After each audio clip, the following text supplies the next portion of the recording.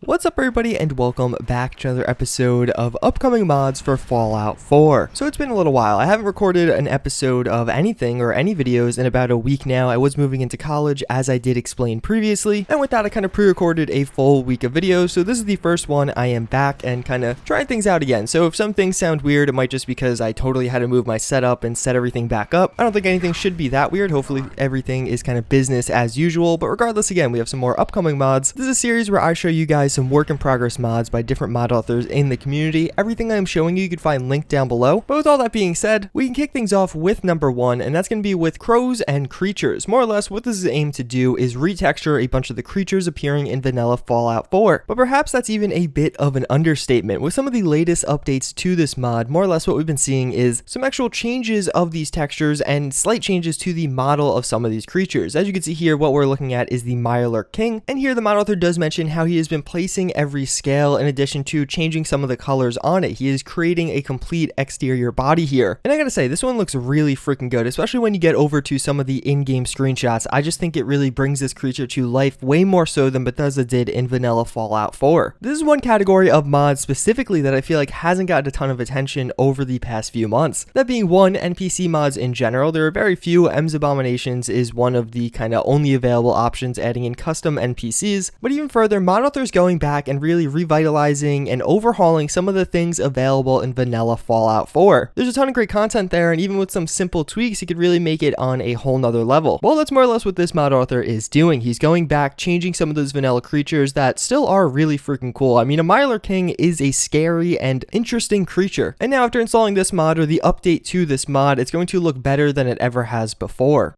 So we do have tighter fitting armor pieces. This is going to be by that Mr. Smile. This is the mod author that actually very recently released the bare feet vault suit. It was something that was on the hot files in Nexus, I think last week or maybe the week before. But now he's coming back with even a cooler mod, and that's going to be called tighter fitting armor pieces. More or less in Fallout 4 by default, a lot of the armor pieces are a little bit bulky. There's a lot of space in between the clothes or uniform you're wearing and the armor piece itself. As the title of this mod does suggest, what this mod author is aiming to do is actually make it so those armor pieces are in fact closer to your character. I imagine a lot of the focus among this one is going to be for female characters because it's just more of a theme of having tighter fit clothing, but I do really like the look of this. Hopefully he does cover all the armors in vanilla Fallout 4, then maybe he'll move on to some different popular mods out there, but even just by some of the progress he's made so far, I think it makes a pretty big improvement. He's obviously showing you the vanilla version and then his modded version, and almost every time I found the modded version to look quite a bit better. Obviously there's some clipping problems and other things with armor mixing with different outfits and uniforms in Fallout 4. In some instances, this would definitely fix that, but I think more than anything else, again, it really just is going to make your character look a hell of a lot better.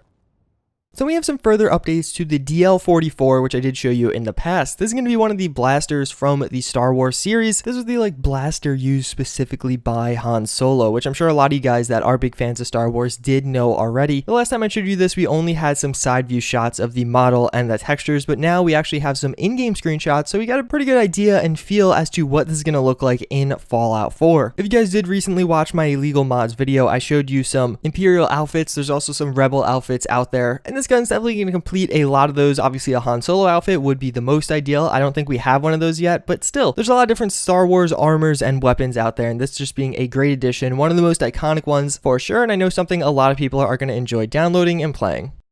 So we do have another Wattz 2000. This one's going to be by Newermind43. This is a very well-known mod author. He did create the Midwestern Power Armor, the War Machine Power Armor, as well as the Trinity Shotgun as of late. Again, he really focuses a lot more on armors, but it seems like as of late, he has been branching out into weapon mods, which is something that's really nice to see, because he does make some really high-quality work, and as you can see by these images, weapon mods are no exception. So what he's working on is another Wattz laser rifle. Obviously, we already have one of these in progress by Deadpool 2099. I believe it's being animated right now, so we'll probably see that one first. This one definitely has some visual differences when compared to the other one. Something Newermind has done with his mods in the past is kind of take his own interpretation of them, or maybe when he's actually modeling them, he makes things work. So what that yields is things that don't necessarily look exactly how they did in whatever they're based off of. Regardless, I still think this weapon looks really good. He definitely has some high quality renders here, which is very promising. You could also see some of the different attachments being a work in progress. The Wattz laser rifle is a really cool gun. More or less in some of the earlier Fallouts, this was simply the laser rifle. We don't have the laser rifle as it is in Fallout 4.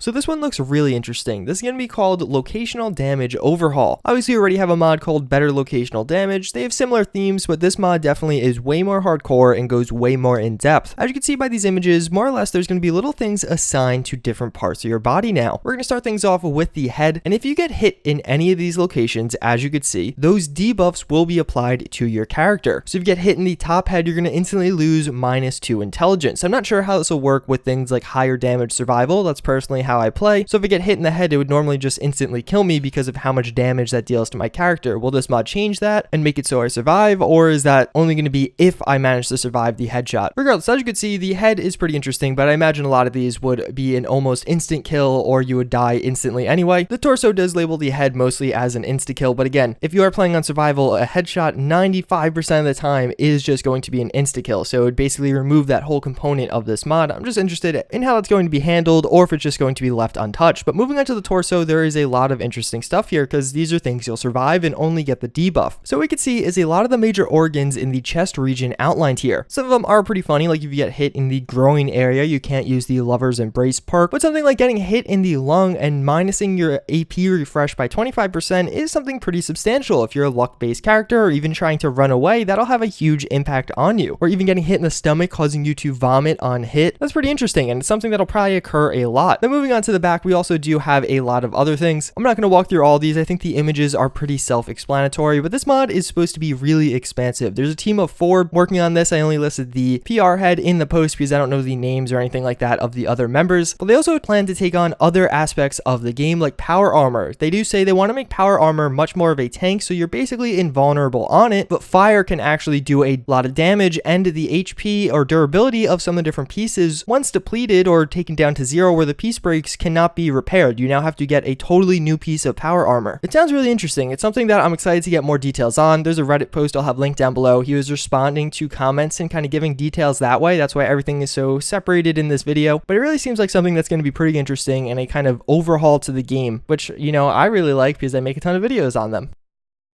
So to end things off, we have one I know a lot of you guys are going to be excited for. That's going to be some further updates to the NCR armors Lord of War was working on for Fallout Cascadia. Starting things off, we do have the NCR Trooper. Again, I showed you some of these images. They may look a bit familiar, but we definitely have some new and updated ones as well here. Personally, I think this looks really good. It has a very paramilitary feel with the NCR. Evidently, this provides us with the information that the NCR are going to be reappearing in Fallout Cascadia, which I know a lot of people are going to be happy about. Fallout 4 really lacked a good military faction. I've talked about this in the past, but the Minutemen just really didn't do it for me, and then the Brotherhood of Steel were really selfish, etc., etc. But even further, Lord of War has made a ton of great content in the past, and this is no exception to that rule. But again, a lot of the trooper stuff I did show you in the past, so let's move on to the new and fresh stuff, and that's going to be the NCR Patrol. This armor looks really good. It has a very similar vibe to the previous one. If anything, this actually feels a bit more Western. The colors here are a lot more tan, and it almost just looks like this is meant to be more of a cowboy, while the previous one felt more like kind of, again, a paramilitary operative or officer. He had a bunch of camos as well as that big steel plate. Regardless, this armor looks really freaking cool. It definitely brings me back to New Vegas. Even if this is going to be in a totally different setting, it still has similar vibes and looks really good. Lord of War, of course, the mod author behind the Mercenary Pack, without a doubt one of the best armor mods for Fallout 4 right now. It pretty much is. I think we could almost all agree that it is the single best armor pack for Fallout 4, and it's really awesome to see him working on Fallout Cascadia. You know there's going to be a ton of great content in that mod, and having some awesome armors to go along with it is definitely going to make it a much more enjoyable experience. Yeah, that's pretty much going to wrap it up for this video. Again, I am back now, so you'll start seeing more regular content. As always, I thank you guys for watching. I do hope you enjoyed, and I hope to see you all next time. Later.